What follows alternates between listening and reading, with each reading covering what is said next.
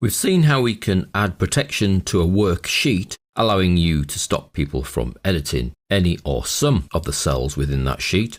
Now you can also add protection to the workbook.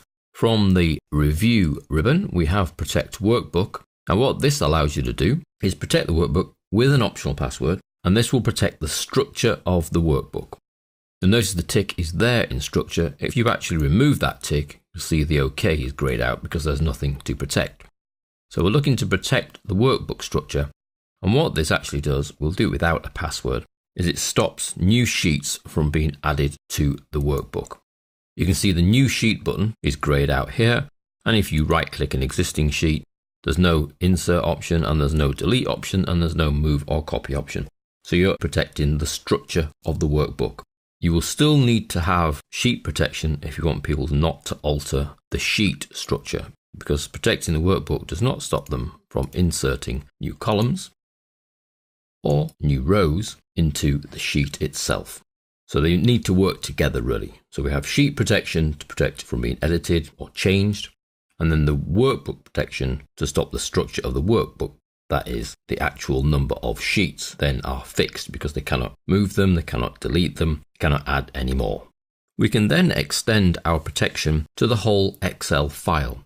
So although we can protect individual sheets, the structure of the workbook itself, we can protect the whole workbook file when we save it, because we can save it with a password. So this is done from the File Save As dialog box. You need to choose a location, so I'll choose the current folder. And then we go to save the file. Now if we're keeping the same name, that's fine, we can keep the same name, but it's down here in the Tools option of the dialog box that we're interested, and we choose General Options. And you'll find in here we can add either a password to open the file, in which case the person would need to know the password. If you then put a tick in read only, they would then need a separate password to modify the file. And then OK. You must then re-enter the password, and then the second password to modify. And then we click Save. Now, although it says we're replacing an existing file, we are effectively replacing the same file, but with different security settings. So that's yes. Those settings don't actually take place until you close the file. And then when we try to reopen the file, so we'll go from the recently used workbooks, sales data 2013, then we get the password to open the file. And then, because we added a password both to open and then to modify, we're then asked for the password to modify the file. Now if we don't know this password, we can still open this file by clicking read only, or we can enter the modify password and then click OK, and we're then opening the file with full security settings so we can actually edit and save the changes. Now we are prompted at this moment that says the author would like you to open the file as read only unless you need to make changes. Open as read only, well that's no, because I would like to make changes and I've already entered the password for modifying the file.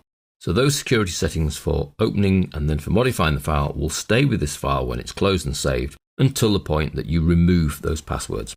And that's done by doing another save as, so that's File, Save As, same folder location, the same file name, but in the tools this time, when we go to General Options, you simply remove the passwords that have been placed on and remove the tick for read only. That will work without the passwords. They'll just get the little prompting box that says read only, or would you like to edit? So it's only a little stop box. It doesn't force it to be read only. So we'll take that tick out. We've removed the passwords for open and modify. That's okay.